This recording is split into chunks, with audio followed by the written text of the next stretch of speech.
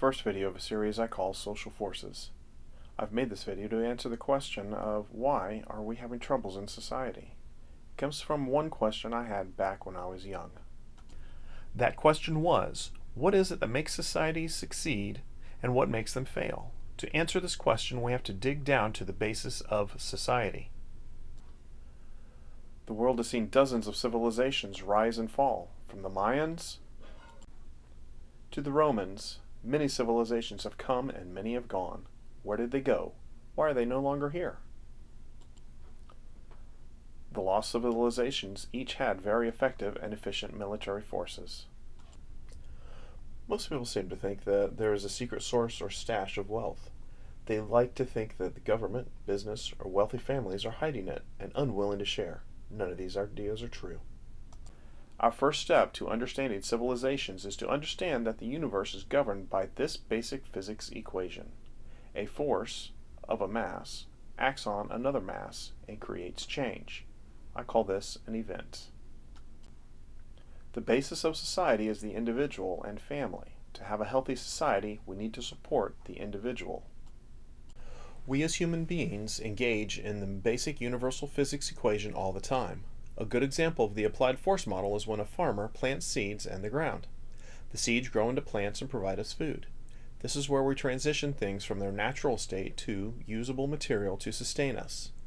The farmer changes their environment because 97% of natural vegetation is not edible.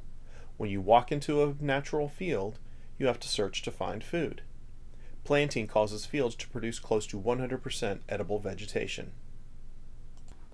Another example is when a young man approaches a young woman and applies gentle force in taking her hand.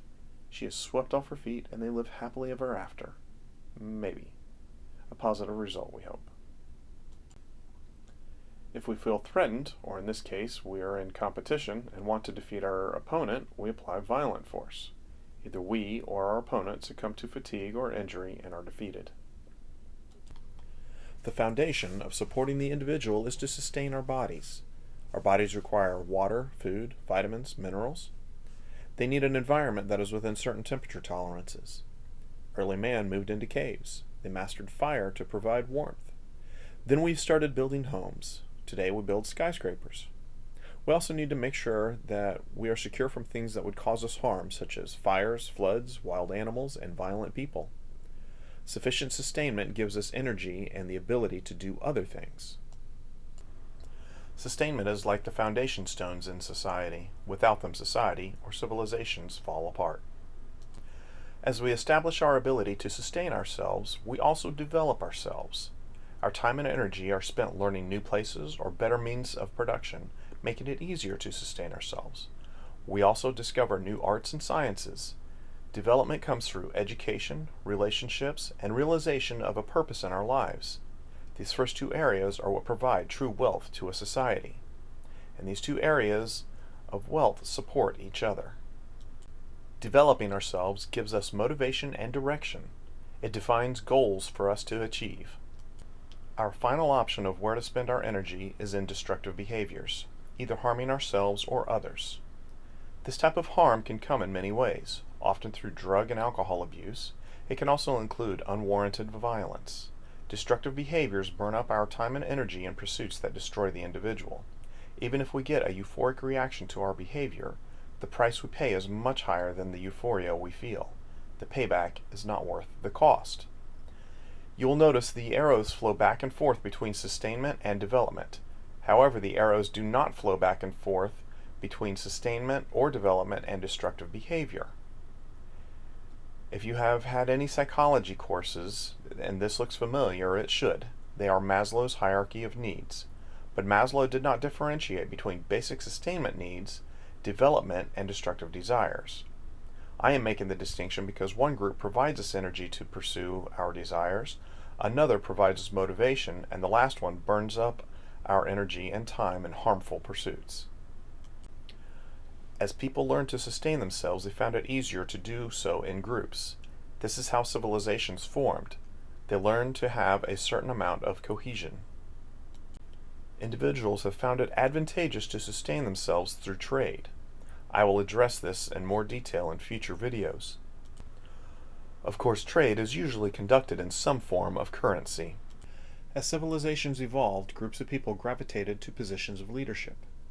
As the people grew comfortable with this relationship, they ceded power to these leaders, and they lost a sense of where their true power was found.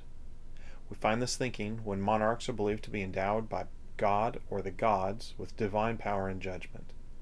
Unfortunately, after time, that discernment was lost on their selfish desires, and they turned to destructive behaviors. Many of the common people joined them in the destructive behaviors. Kings, queens, emperors, and regents almost always found excuses to oppress the people. People forgot where their true power came from, and they subordinated themselves to the state. As leaders gained power and individuals lost it, the individuals lost their support and the societies lost cohesion. Once enough cohesion is lost, the civilization falls apart. The trouble with the old dead societies of the Mayans and Romans is that they focused on the wrong things, lost the productivity, and then they lost the cohesion that brought them to prominence. They focused on the central powers rather than returning power to the people.